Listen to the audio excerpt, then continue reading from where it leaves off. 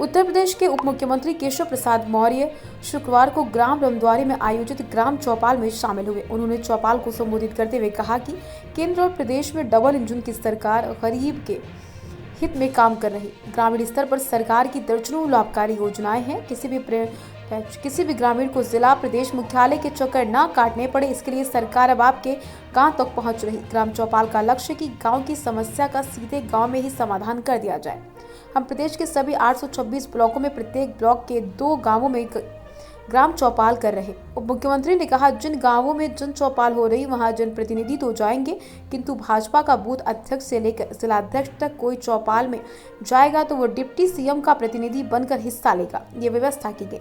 सीतापुर जनपद में 2,35,000 गरीबों को पीएम आवास बिना भेदभाव दिए जाने का काम हमारी सरकार ने किया। जिन ग्रामीणों को निःशुल्क आवास दिया गया, उनको शौचालय बनाने की धनराशि, 90 दिन की मजदूरी, सौभाग्य योजना के तहत बिजली कनेक्शन, उज्ज्वला योजना का निःशुल्क gas connection, Ayushman Bharat card दिया जाता। मंच पर पहुंचने पर डिप्टी सीएम का स्वागत गांव के प्रधान सत्येंद्र मौर्य रिंकू ने माल्यार्पण कर किया।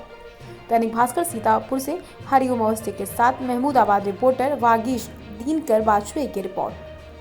सदस्यता किसी भी सदन की हो, चाहे वो विधानसभा की हो, चाहे लोकसभा की हो, की सदस्यता समाप्त हो जाती है। श्री राहुल गांधी जी ने, मेरे प्रधानमंत्री माननीय नरेंद्र मोदी जी व ओबीसी वर्ग से आते हैं और ये पिछड़े वर्ग के विरोधी लोग हैं। इन्होंने इतने गंदे शब्दों से, जाति सूचक शब्दों का प्रयोग किया।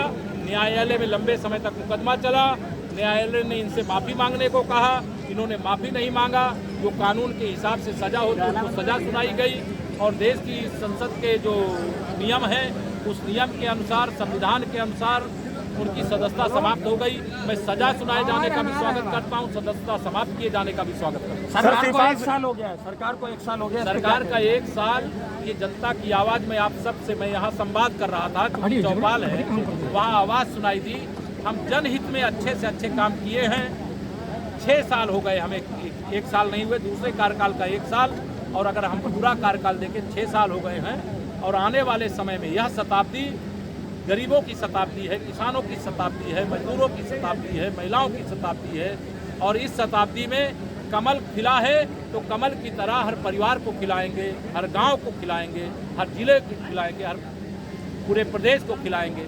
इस संकल्प के साथ हम प्रदेश। शिवपाल यादव जी का बयान आया है कि जिस तरीके से सरकार ने सहारा से आरिफ को अलग किया है, उसी तरीके से भाजपा जो देश में अलगाववाद पैदा कर रही है। देखिए, अब वो बहुत दिन बाद जो है ना, अखिलेश यादव जी ने उनको पार्टी में ले लिया है, तो बाद कुछ दिन बोलेंगे। लेकिन कोई पक्षी जो होता है उसे किसी को भी बंधक बना के रखने का अधिकार नहीं है।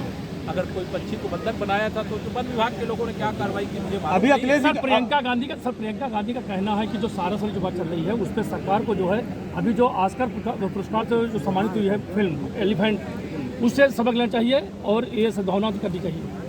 ये सरकार का विषय नहीं है जी, ये तो मुद्दा विहीन लोग हैं।